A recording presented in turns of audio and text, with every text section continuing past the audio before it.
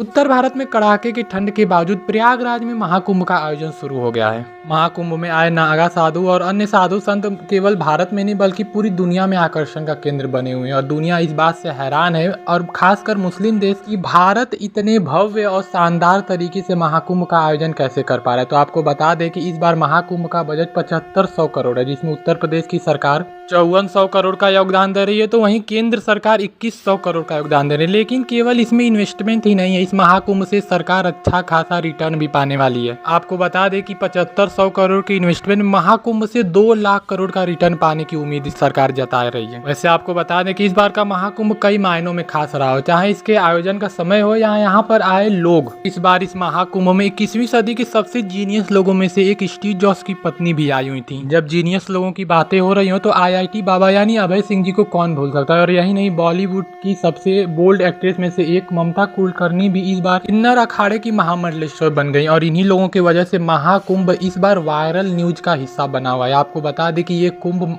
एक साधारण कुंभ नहीं बल्कि महाकुंभ है, जो 12 कुंभ यानी 144 वर्षों के बाद मनाया जा रहा है। महाकुंभ का इतना भव्य आयोजन और शानदार प्रदर्शन हर हिंदू आस्था और सनातन शक्ति को जागृत कर रहा है। लेकिन क्या हमने कभी ये सोचा है कि ये कुंभ 12 वर्षों के बाद और भारत के इन 4 प्रमुख शहरों में ही क्यों मनाया जाता है? तो इसके पीछे कई पौराणिक कथाएं हैं, जिनमें से एक है कि कुंभ का सबसे पहला उल्लेख समुद्र मंथन के दौरान हुआ था। जब देवता और दानव एक साथ मिलकर समुद्र मंथन कर रहे थे तो उसमें कई चीजें निकली थी, जिसमें से एक था अमृत कलश, जो सबसे बहुमूल्य था। इस अमृत कलश को लेकर दानव और देवता आपस में भिड़े हुए थे, क्योंकि देवता चाहते थे कि ये अमृत कलश केवल और केवल देवताओं के पास रहे, दानवों के पास न जाए, क्योंकि अगर अमृत का एक बूंद भी दानव चख लेते तो वो सदा के लिए अमर हो जाते, जिसके बाद पृथ्वी पर उनका अत्याचार और बढ़ जाता और उसे समाप्त करना संभव नहीं होता। देवताओं और दानवों के बीच के झगड़े को सुलझाने के लिए भगवान विष्णु ने मोहिनी अवतार लिया था, लेकिन फिर भी जब उनसे ये सुलझ न सका तो उन्होंने अमृत कलश को इंद्र के पुत्र जयंत को दे दिया, जिसे जयंत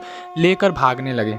जब जयंत अमृत कलश को दानवों से बचाकर भाग रहे थे तो इस अमृत कलश से 4 अमृत की बूंदें पृथ्वी पर भारत के इन 4 प्रमुख उज्जैन, हरिद्वार, नासिक और प्रयागराज में गिरी थी, जिसकी वजह से इन 4 प्रमुख स्थानों पर ही कुंभ का आयोजन किया जाता है। ऐसा माना जाता है कि जयंत अमृत कलश को 12 दिनों के बाद लेकर स्वर्ग लोक पहुंचे थे। देवताओं का एक दिन पृथ्वी के 1 वर्ष के बराबर होता है, इसलिए इस महाकुंभ का आयोजन 12 वर्षों के अंतराल पर ही होता है। महाकुंभ के आयोजन और समय निर्धारण में ज्योतिष की महत्वपूर्ण भूमिका आती है और खासकर सूर्य, चंद्रमा और बृहस्पति ग्रह की गति ही निर्धारण करती है कि किस समय और किस स्थान पर कुंभ का आयोजन होना है। जब बृहस्पति ग्रह वृषभ राशि और उसी समय सूर्य मकर राशि में हो तो उस समय का महाकुंभ का आयोजन प्रयागराज में होता है। जब बृहस्पति कुंभ राशि और सूर्य मेष राशि में हो तो महाकुंभ मेले का आयोजन हरिद्वार में किया जाता है। और इसी तरह जब बृहस्पति सिंह राशि और सूर्य मेष राशि में प्रवेश करे तो उस समय कुंभ का आयोजन उज्जैन में किया जाता है, जिसे सिंहस्थ कुंभ भी कहा जाता है। जब बृहस्पति और सूर्य दोनों का सिंह राशि में प्रवेश होता है तो यह कुंभ महाराष्ट्र के नासिक में मनाया जाता है।